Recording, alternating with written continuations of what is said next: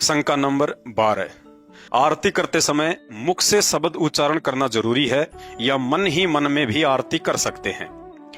गुरुदेव भगवान ने बताया कि पाठ का अर्थ होता है पढ़ना, चाहे धीरे ही बोले, लेकिन मुख से शब्द उच्चारण करते हुए आरती करना ही उत्तम विधि होती है।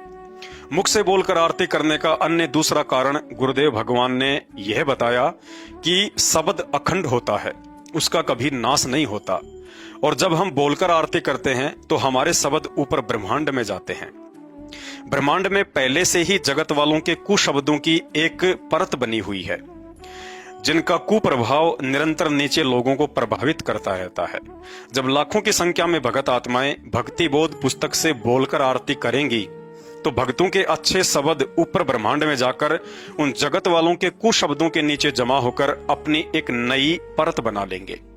और इस तरह से जगत वालों के कुशब्दों का प्रभाव धीरे धीरे नीचे आकर लोगों को प्रभावित करना बंद कर देगा तथा धीरे धीरे वातावरण में तीनों गुण रजगुण, सतगुण व तमगुण का प्रभाव कम होता चला जाएगा। संध्या आरती के शुरुआत में एक वाणी आती है, खंड खंड में आरती गाजे, सकल मई हरि ज्योति विराजे।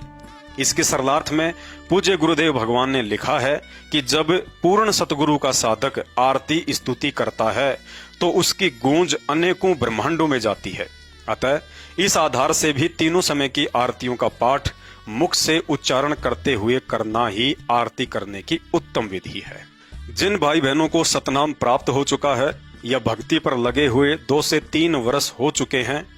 अब उन्हें भक्ति मार्ग में गफलत करना छोड़कर यह विचार करना चाहिए कि आरती क्यों, किसे और किसके सामने करनी चाहिए। जवाब यही होगा कि तीनों समय की आरती अपने आत्म कल्याण के लिए एक भगत ने अपने गुरुदेव भगवान के सामने करनी चाहिए। लेकिन हकीकत यह है कि आज इतना कुछ तत्व ज्ञान लेने के उपरांत भी एक भगत खुद अपने गुरुदेव भगवान के सामने आरती करने के बजाय मोबाइल में गुरुदेव की आवाज में आरती लगाकर गुरुदेव भगवान से ही गुरुदेव भगवान के सामने आरती करवा रहा है।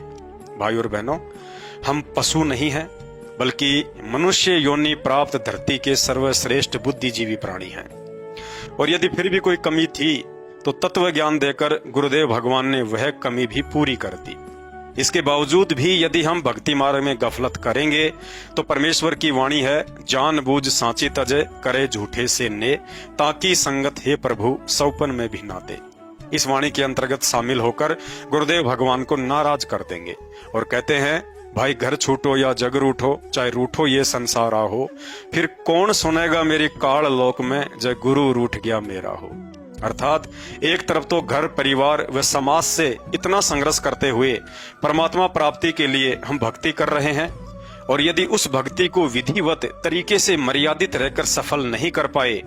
और मोक्षदाता गुरुदेव भगवान को नाराज करने का मौका दे दिया तो ना घर के रहेंगे और ना ही घाट के।